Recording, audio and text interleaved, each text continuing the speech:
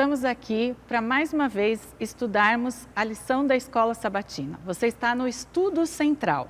Com certeza você já esteve conosco em outros momentos, já assistiu outros vídeos e nós estamos aqui hoje para te convidar a mais uma vez participar conosco deste estudo do que a gente chama da lição da Escola Sabatina. Você já deve conhecer o nosso guia, né, que tem como título Administradores Fiéis à Espera do Mestre.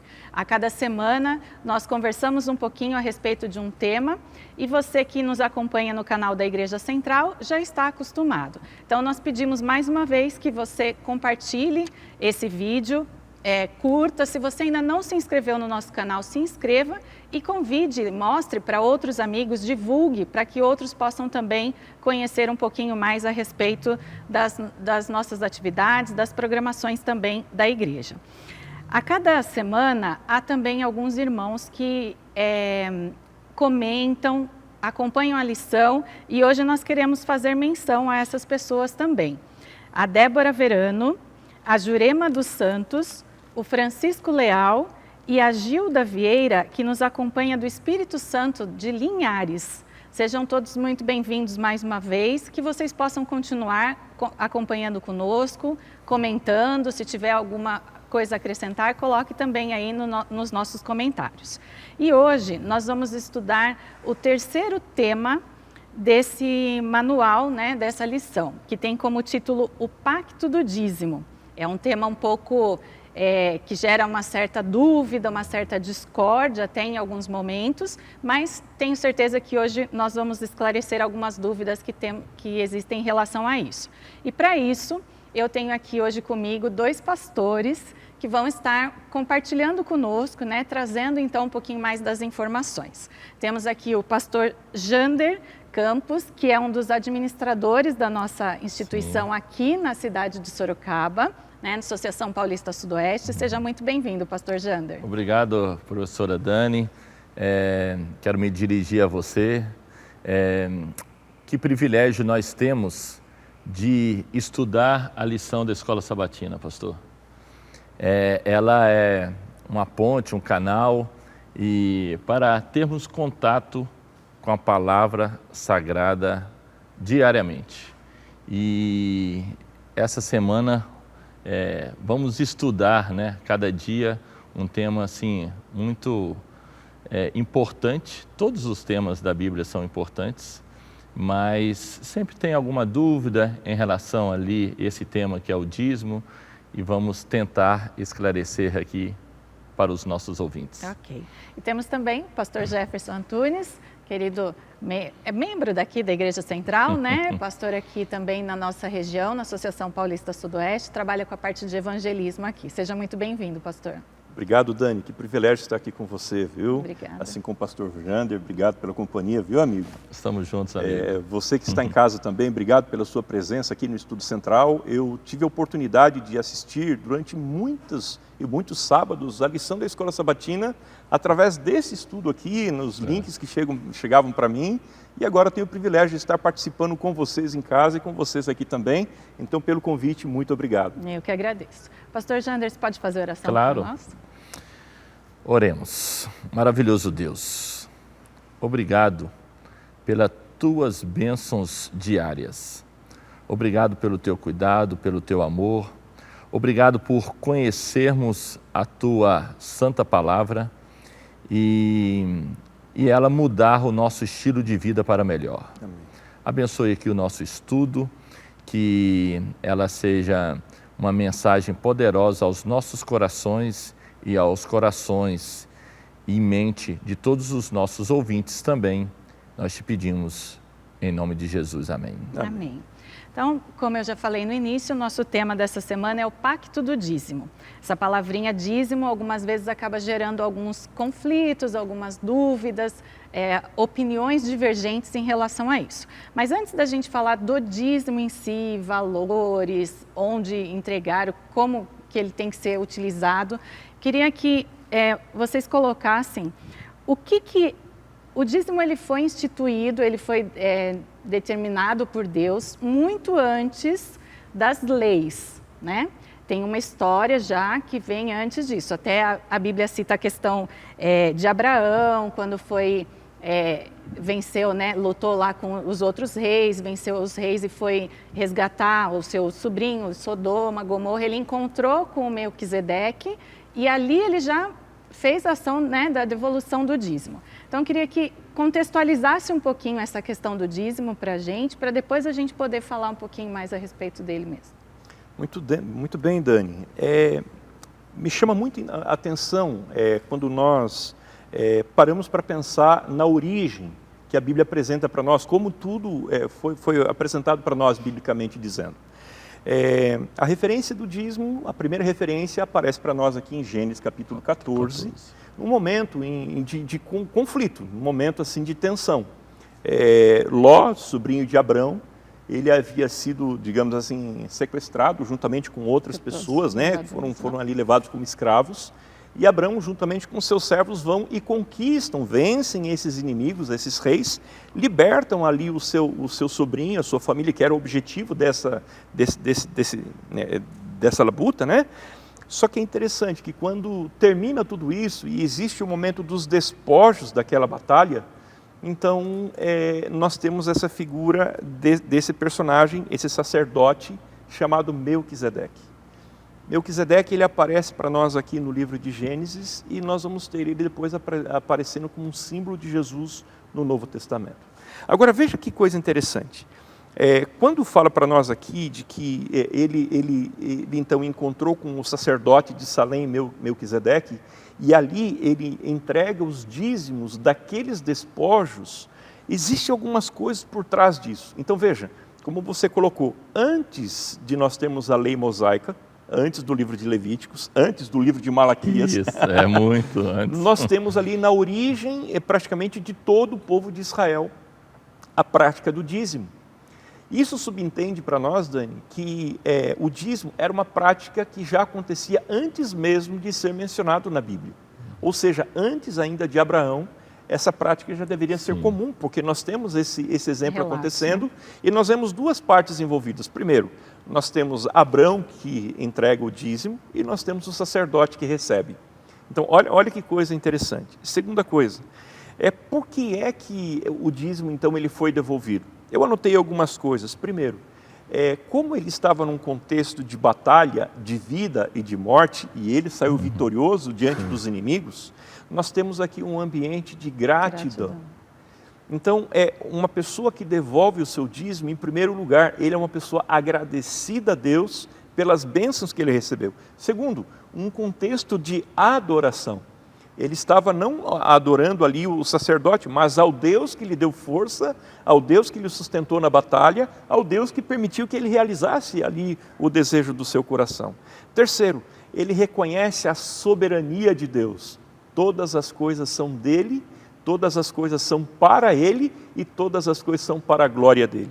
E por fim, nós vemos que ao entregar esses dízimos ao sacerdote, nós temos um aspecto aqui missional ou missiológico, porque o dízimo tinha a intenção do sustento do sacerdote ao mesmo tempo que servia para a pregação do evangelho. Então, só nisso que o senhor colocou aqui, a gente já vê a ordem, né? Deus é um Deus de ordem, de coisa, tudo tem o seu propósito, né? E a gente vai chegar nesse propósito final aí, a parte até evangelística que está relacionada com o dízimo, né? Então, para detalhar um pouquinho mais, então vamos começar aqui a falar da questão do dízimo em si. O nome, a palavra dízimo, o que ele significa, ou eu faço do jeito que eu quero, a quantidade que eu quero, como que Deus, mesmo antes das leis e depois confirmando com as leis, como que Deus determinou isso, como que ele deve ser devolvido, essa questão do devolver e não dar a Deus. Coloca um pouquinho para a gente mais essa parte agora, pastor.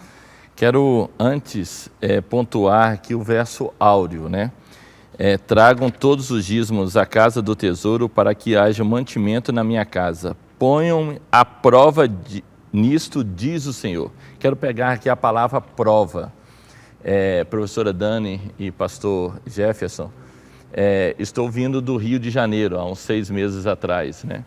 E lá eu conheci um empresário bem sucedido, né?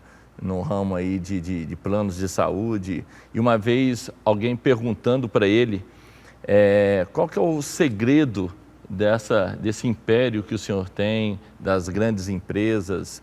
E quando eu estava estudando aqui a lição, via aqui, ele fala esse verso: prova-me, prova-me. Então o dízimo é uma prova que Deus faz para cada um de nós. Provar a nossa fidelidade, a nossa lealdade, a nossa gratidão. E respondendo ali o que significa a palavra dízimo, né? Essa palavra significa ali 10% das minhas rendas. E eu preciso honrar a Deus, porque tudo que eu tenho, tudo que nós temos, pertence a Deus. Mas Deus, em prova ali da nossa lealdade, fidelidade e gratidão com Ele, e para termos um relacionamento com Ele. É a única maneira de termos ali esse relacionamento, esse contato com Deus, é ali, na maioria das pessoas, é devolver uma vez por mês. Tem pessoas que devolvem semanalmente e tudo, por causa de algum comércio e tudo, mas a grande maioria devolve uma vez por mês. E significa ali o percentual é 10%. 10%. Dani. Então a gente vê que Deus determina isso, não é uma escolha. Eu não decido, Não. 8%, 20%, é 10% da minha renda. Dízimo é né? 10% da minha renda. Vai citar também um pouquinho mais para frente a questão da renda bruta ou não. Vai, né? mais para frente. Mas 10% é o que Deus nos pede para Isso. devolver de tudo aquilo que Ele nos dá. Não é que nós estamos dando alguma coisa para Deus. É dele e Certo. daquilo que Ele deu para que nós administrássemos, como a gente já viu nas lições anteriores também, de sermos mordomos, Ele pede que devolvamos fielmente 10%. Sim. Mas essa devolução, eu entrego aonde eu quero? Certo. Eu faço, eu decidi. Não, separei 10% da minha renda, mas esse mês eu quero investir em tal lugar, ajudar na construção disso, daquilo. Não é assim também. Não. Tem um lugar certo para isso, né? Como que aqui a gente vê como a casa do tesouro. Isto. Como que essa devolução, como que isso acontece. Tá. Resumidamente, nós não temos tanto tempo assim. Hoje, a Casa do Tesouro ela é representada por igreja. No passado, as pessoas levavam até os templos, os santuários, etc. E mais ou menos umas 3 vezes por ano, por causa das distâncias, né? Não vamos entrar aqui em detalhes, mas hoje a Casa do Tesouro é a igreja. O que eu, como membro, tenho que fazer? Eu devolvo, eu adoro ali na minha igreja, eu devolvo ali e depois ela tem um caminho. É como se fosse ali, pastor Jefferson e Dani, passar o bastão. Numa corrida de que cada um tem que fazer uma parte e passa o bastão. Então, quando o membro vem até a igreja, ele passa o bastão ali para o tesoureiro local. Ali é bom deixar bem claro que a igreja adventista, o pastor distrital não tem contato nenhum com os recursos. Existe ali uma equipe de tesouraria que recebe... São membros da igreja são também, os membros, né? Não são pessoas assim que recebem para isso, são voluntários São que membros trabalham... voluntários, geralmente compostos ali 2, 3 pessoas, sempre tem algumas conferências e tem ali os recibos. Todas as pessoas devolvem ali e no dia seguinte, até de forma online, hoje nós temos um aplicativo, né, que chama 7ME ou 7Me, as pessoas podem devolver e o recibo é de forma praticamente imediata, né? Então, o que eu quero dizer? Leva até a igreja manda para a associação investe de acordo com aquilo que está na Bíblia e no manual da igreja, que é ali para o sustento dos ministros e os materiais evangelísticos que temos, né? Então, na igreja adventista, você vai ver muitos materiais doados, revistas, livros e tantos outros materiais, bíblias. Eu desafio, se você porventura não tem uma Bíblia, pode pedir qualquer pastor adventista que ele vai te dar uma Bíblia. Isso tem um custo, e na maioria de todas as igrejas, né, pastor? E não estou criticando as outras igrejas, mas um pastor termina lá o sermão, ele vem ali e fala assim, aqui está um material, está a Bíblia, R$250, essa revista, esse livro, e está dentro da normalidade, mas a igreja vai além. Então, Bíblia é doada. Muitos materiais, o pastor Jefferson está aqui na área de evangelismo, também são subvencionados e a igreja doa. Então, quando esses recursos chegam até a associação, é investido, temos uma comissão que aprova os materiais, as compras, não é um presidente, não é um pastor geral, não é um tesoureiro, não é um ou dois pastores, é uma comissão, um comitê, ali é de cerca de 25 a 30 pessoas, e ali é onde que é direcionado orçamentos, olha, o que vai ser investido durante este ano na linha ministerial. Igual a nossa associação tem cerca de 70 pastores, entre distritais, departamentais, então esse percentual vai para o ministério. Esse outro percentual vai para materiais, esse outro material vai para os custeios ali do nosso escritório, esse outro percentual vai para treinamentos de áreas de jovens e tantos outros treinamentos, e então é investido. Mas não fica tudo ali, é o bonito da igreja, né? Uma parte fica ali e outra parte vai também ainda dentro do passar o bastão, né? Uma parte vai que um escritório que coordena aqui todo o estado de São Paulo, que nós chamamos de União Central, vai uma parte para lá. Eles também têm os propósitos específicos, eu não vou falar aqui também, por causa do tempo. Depois vai para o nosso escritório em Brasília, uma parte, e outro percentual vai para o nosso escritório geral, que fica nos Estados Unidos. Por que Estados Unidos? Para alcançar o mundo. Nós não temos ali a preocupação apenas de pregar aqui para o estado de São Paulo ou a cidade específica de Sorocaba. A Bíblia fala que o evangelho precisa ser pregado ao redor de todo mundo para que Jesus possa vir. Então, é um pouquinho em cada, porque quando chega nos Estados Unidos, chega em países com muitas dificuldades financeiras, que não tem condições de ter um pastor, uma Bíblia e tantos outros materiais, e aí é canalizado para esses países. Pastor, eu fico assim impressionado, né? Que Deus maravilhoso que cuida de todos os detalhes da sua obra. Quando a gente pensa então na Casa do Tesouro, Dani, nós percebemos que isso não se remete apenas ao templo em si, mas a todo o sistema administrativo que o Senhor deu para nós, né? Então é um sistema de gestão administrativo financeiro que existia no santuário no passado, que existe hoje e tem esse propósito de fazer com que a mensagem do Evangelho ele possa alcançar as pessoas em diferentes lugares.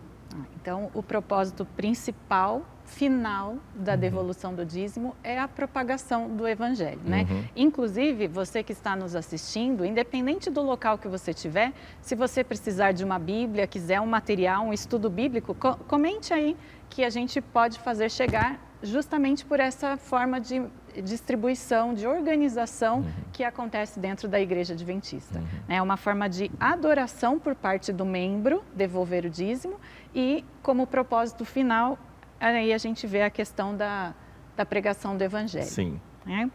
E aí a gente acabou envolvendo aqui a questão do propósito do dízimo. Mas né? ainda tem mais, né? Tem uma palavra que eu não posso deixar de mencionar aqui para os nossos ouvintes. O outro propósito é tirar o egoísmo do nosso coração.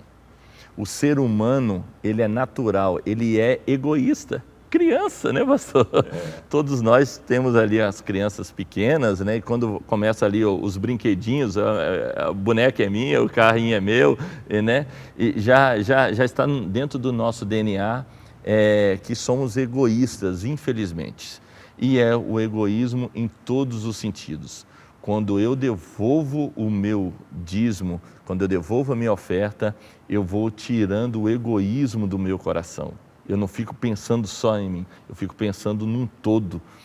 Tem a parte assistencial também que a igreja faz, né? Então, quando eu também devolvo meu dízimo e oferta, eu também ajudo pessoas carentes. Nós temos um braço, um departamento na igreja que chama ADRA e ASA, que é para atender os mais necessitados, quando chove, quando tem alguma catástrofe, quando uma pessoa mesmo ali tem dificuldades financeiras. Então, quando eu devolvo meu dízimo e minha oferta, eu também vou tirando, Dani, o egoísmo do meu coração. Ellen White, que é uma escritora americana, ela fala isso, que nenhum coração egoísta vai chegar na porta do céu. Imagine entrar dentro do céu, ou seja, está descartado. Quando eu vou devolvendo o meu dízimo, eu vou tirando o egoísmo do meu coração e eu fico um pouquinho mais preparado para ir para a eternidade. E a gente também é uma forma de exercício da nossa fé, né? Porque muitas vezes você vê um valor que está sendo devolvido, você para pensar, né? Tenho mesmo? O que é isso? O que eu vou fazer? Mas o primeiro verso já falou, provai, né? E que Deus derramaria suas bênçãos sobre nós. Então, o exercitar a nossa fé, a prática do dízimo acaba sendo um exercício da nossa fé. Até na lição aqui, tem a história da viúva de Sarepta. Sim. Né? Quando o profeta chegou até ela ali, quando Elias chegou até a casa dela, as condições que ela estava ali eram terríveis. Ela não tinha nada para oferecer. E mesmo assim, ele pediu que ela preparasse um pão ali para ele, né? O nada que ela tinha, ele ainda queria que transformasse e desse para ele. E ela fez. A gente pode fazer uma certa analogia aí com a questão do dízimo também, né, pastor? Como que às vezes a gente não tem, mas se colocarmos Deus em primeiro lugar, que vem a questão do dízimo também, Deus vai fazer a parte dele. Dani, isso para mim assim é tão lindo e emocionante ao mesmo tempo, porque veja, além de retirar o egoísmo de dentro de nós, além de desenvolver a fé, nos ensina a sermos dependentes de Deus. Olha que coisa linda, né? Essa história que nós encontramos aqui em 1 Reis, capítulo 17, a partir do verso 8, 9 e seguintes, né? Elias, ele recebe uma ordem de Deus. E Deus diz para ele assim, ó, dispõe-te, verso 9, né? E vai a Sarepta, que pertence a Sidom, ou seja, fora do território, né, do qual ele pertencia, e demora-te ali onde ordenei a uma mulher viúva que te dê comida. O povo de Israel passava por fome, o mundo todo estava passando por seca, né? Então a provisão do alimento estava acabando, e Deus fala, vai até esse lugar, fora do nosso território, você vai encontrar uma mulher que não pertence ao nosso povo, e você vai pedir comida para ela, ela vai sustentar você. Elias, ele obedece à ordem de Deus, e quando ele chega na entrada da cidade, ele vê uma mulher pegando ali, diz a Bíblia, cavacos, né, pedacinhos ali de gravetos, para fazer o fogo ali, para cozer o seu alimento, e de repente ele fala assim, mulher, eu estou com sede. E a mulher obedientemente dá água e fala assim, então já que você vai trazer água, traz um pedaço de pão. E ela diz, olha, eu até gostaria muito, mas assim como vive o Senhor, e veja que coisa tremenda, isso me emociona. Ela não pertencia ao povo de Deus. É verdade. Ela não estava no território de Israel. E ela falou assim, tão certo como vive o Senhor. Ou seja, ela tinha confiança no Deus de Elias. Eu só tenho pão para comer e morrer.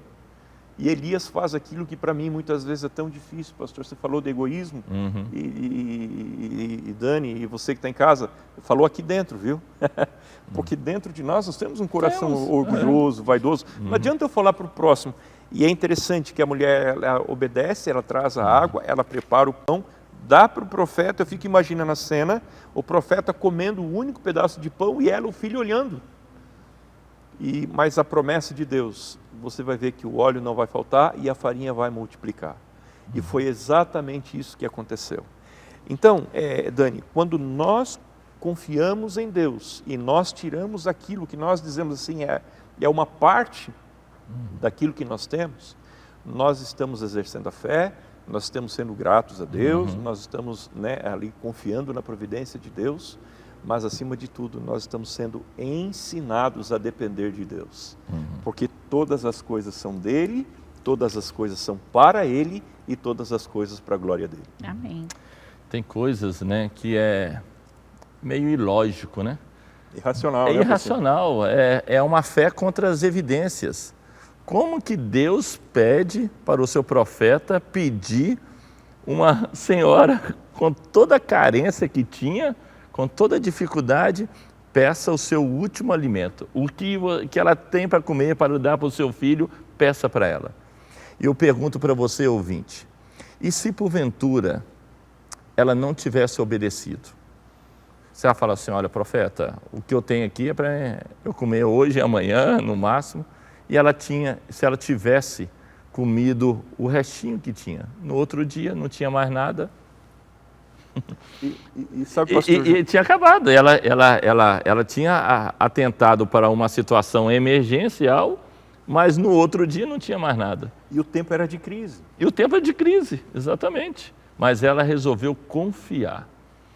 E na pandemia, nesse período que vivemos, infelizmente, assim, né, há 2 anos atrás, aconteceu uma coisa, Dani. Eu trabalhava no Rio e uma história chegou até a mim e depois eu conheci esse senhor. Ele era um aposentado e vivia assim numa zona rural e tinha dificuldades, e depois você sabe que teve dificuldades para receber, até ir ao banco, etc., né? E esse senhor, ele, quando teve ali os cultos online, ele devolveu o seu dízimo. Chamou o pastor, ele foi até lá, entregou lá até a porta, etc., sem contato. E depois o pastor me contou que era o recurso final que ele tinha. Tudo que ele tinha. Tudo que ele tinha. E depois ele foi comendo a comida e tudo. E quando terminou a comida dele lá, a igreja também teve, repito, a parte assistencial dela. E ela falou assim, vamos doar algumas cestas básicas. E deu para algumas pessoas e foi lá. E quando ele contou essa história, falou assim, olha, eu já estava um pouco temeroso o que ia acontecer, porque o recurso que eu tinha eu devolvi para a igreja, e ali, numa linguagem de hoje, podemos dizer, numa história atualizada, a igreja, né, e os membros, etc., com os recursos, entregou para ele lá.